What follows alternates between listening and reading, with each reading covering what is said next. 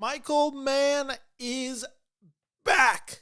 It feels so good to say that. One of my favorite directors released a new movie this year with Ferrari, starring one of my favorite actors working right now in Adam Driver. So I got to see Ferrari today on Christmas, and I can't wait to talk about this movie. For those who do not know what the film Ferrari is, this follows Enzo Ferrari, the creator of the Ferrari cars. Ferrari is not a cradle-to-grave biopic. Rather, it follows Ferrari in the summer of 1957, who's reeling from the death of his son as he's now having this marriage that is deteriorating with his wife, Laura, played by Penelope Cruz. He's also having the struggle with his mistress, played by Shailene Woodley, Lena. He has a son with her, and it's coming out that this son is going to be exposed as his son, and thus he has to acknowledge that and make this affair public, as well as his company impeding bankruptcy. So he's dealing with all of this, all while trying to make sure that the Ferrari car is ready to go for this 1957 race that will begin in Italy. And this film stars not only Adam Driver, Penelope Cruz, Shailene Woodley. We also have other actors that are recognizable, including Jack O'Connor and Patrick Dempsey in Ferrari. And Michael Mann, like I said, is one of my favorite directors. It follows a man so desperate to seek out what he believes is his destiny, and everyone who is in the way, he pushes them aside. He is so singularly focused on this journey of greatness, and he believes himself to be worthy of that greatness. And thus everyone around him who's impeding him is a liability. And this is a guy that's so straight arrowed at wanting what he wants that he doesn't notice the chaos around. And Adam Driver in this movie as Enzo has to play this such restrained performance as he's this character reeling from the death of his son. He's this character also now having to pronounce his new son to the world and admit that this affair happened over 10 years ago and deal with the fallout of that. And yet he's so desperately focused on winning this race at no matter the cost. And he describes it so well in this movie, basically saying that the thing that keeps all these racers and himself is that they know that it is a dangerous sport. They know that their life is on the line, and yet they want to do that. They want that thrill. They want that excitement. And that's what Ferrari is exploring. Why someone would want to live this lifestyle and what this lifestyle does to people. Because Ferrari is an extremely complicated character in this. This is far more of a character study than it is a blockbuster, although there are some very memorable scenes of spectacle within Ferrari. And let's just start with the man himself, Adam Driver, in this movie, playing Enzo Ferrari. Now, first, let me say that there are some things you're going to have to get over with this performance very quick. One, Adam Driver has a very distinct Italian accent, and I believe he commits to it fully. However, it is not how he usually sounds, and you can clearly tell that he is putting on an accent. So that's one issue you're going to have to do.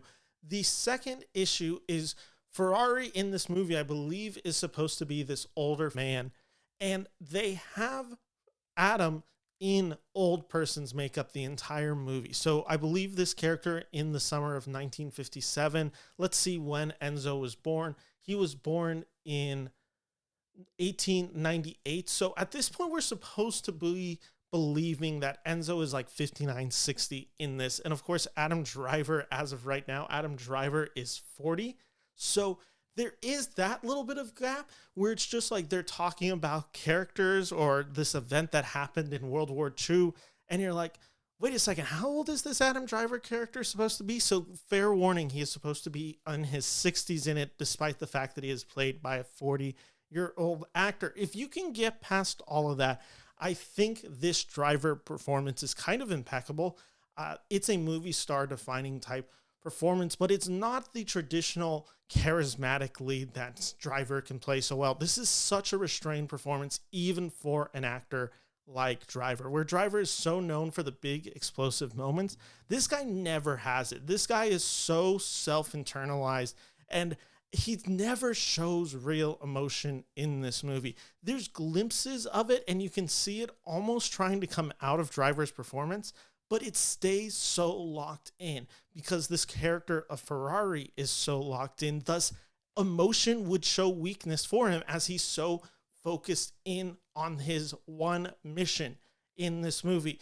The real standout of this movie, though, as good as Adam Driver is Penelope Cruz, who plays Laura, his wife. And Penelope Cruz elevates the movie that she is in because honestly, this character of Laura is completely underwritten, except Penelope Cruz is so fascinating in this movie. She makes all the biggest choices possible for an actress to make in this movie. It's such an explosive performance that you never know where it's going to go, that Penelope Cruz is able to just bring so much more layer and understanding to this character of Laura, and then what it says about Enzo. This is such a thankless role for Cruz, and yet she's actually able to elevate the source material to say something interesting, and it is all in service for Enzo. I'm not going to say that these female characters are extremely well written, but they are in service of the story. And I think that's the big thing to understand with a performance like Shailene Woodley in this movie, who plays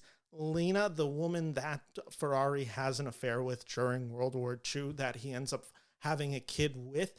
And Shailene Woodley is definitely the most noticeably out of place actress in this movie, simply because her accent is the one that kind of slips in and out throughout the entire runtime of this movie. I don't want to put too much blame or harshness on her because I actually think it's a pretty good performance from Shailene too. It is just noticeably more distracting than it is for the other actors in this movie. And this character is extremely underwritten. If the Penelope Cruz character doesn't get much development, Shailene Woodley even gets way less than that. And yet I think she's able to do the most of what she is asked for, but I don't think she's able to fix this character's fundamental flaws in its writing. Now, Ferrari is a fascinating movie as someone who did not know any of this story, does not know about this race, all of that. And it's so focused again on this race. Every beat of this movie is, what are we going to do to win this? I need to win this, otherwise I'm going bankrupt. We need to get Ferrari the number one spot. We need to take home the championship. And if we don't take home the championship, we're screwed. And that's kind of the premise of a lot of sports movies. And yet what this film is so different is you are actually seeing the sacrifice that it places on not only Enzo and his team, but everyone around in his life. It is a portrait of a great man, quote unquote, but it's also what that destruction leads to. This is a movie about masculinity. It's a movie about ego. It's a movie about a narcissist who just cannot understand any other worldview around him when he is so locked in. And that locked in comes at a cost. And that's what this film is exploring, and it does so in extremely great fashion. I will just say that this movie is good for the first two acts, and in the third act, I truly believe when the film kicks into the third act, it changes gears, pun intended, and becomes something far more interesting, far more intense, far more scary, and far more complicated of an understanding of Enzo. And I don't want to spoil that at all, but there are two very traumatic scenes that happen in this movie. They both involved a little bit of spectacle to them in the craft of filmmaking them. And I thought Michael Mann did such a great job directing this movie, especially the second of these scenes. And it's such a fascinating movie that when this event happens, which again, I am not trying to spoil, but the response that Enzo has to this and what it says about him. And it's an interesting lens to take this movie and view it as him as a father to a son that is recently buried and to a son that he is about to go public to. What that says about him and where he places his priorities in on his life. I think it is such a well-realized story, and there are moments of weakness in it. I've heard some people complain about some of the CGI effects in this movie. To be honest, I never noticed them. However, there is one very specific shot near the end which does look a little wonky. But besides that, I thought it was all wonderfully in service of this movie. One thing that I don't think has been talked about enough is Ferrari is an extremely funny movie. There is a lot of laugh lines in this movie. I can highly recommend it.